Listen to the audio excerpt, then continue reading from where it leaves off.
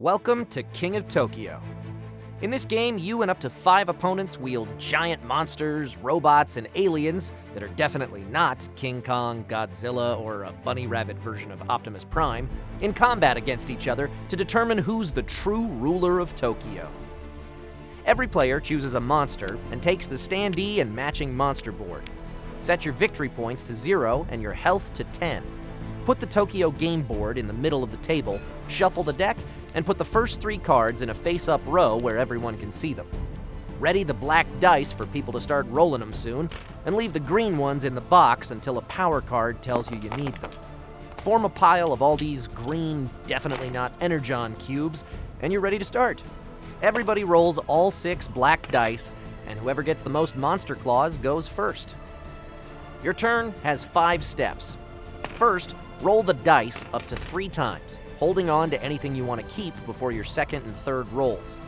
If you like everything you get on your first or second roll, you don't have to re-roll anything. And if you opt to hold on to something on your first roll and change your mind about it after your second, you can still include those dice in your third roll. Next, resolve the dice. You can resolve your ultimate dice results in any order, but you have to resolve all of them.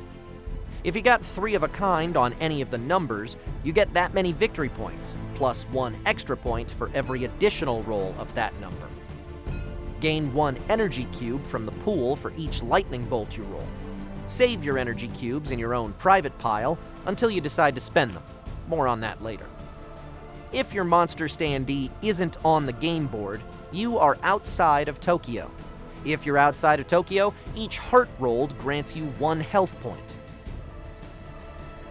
If your monster standee is on the game board, in either the Tokyo City or Tokyo Bay space, you're in Tokyo. Monsters in Tokyo don't heal from heart dice. If you're in Tokyo, all monsters who are outside Tokyo lose 1 health point for every monster claw you roll.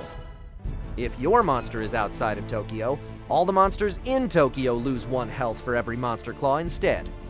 When a monster in Tokyo receives damage like this, they can choose whether they want to stay in Tokyo or yield and leave.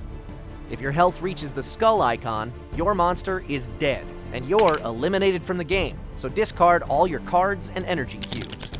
If nobody's in Tokyo when you roll a monster claw, nobody takes damage from the dice roll. But the next step of your turn is to enter Tokyo. If you rolled at least 1 monster claw and Tokyo City is empty after the dice have been resolved, you enter Tokyo, placing your standee in the empty space.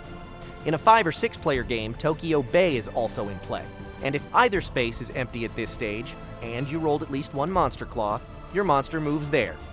Once there have been enough eliminations to get the player count down to 4, you have to leave Tokyo Bay immediately.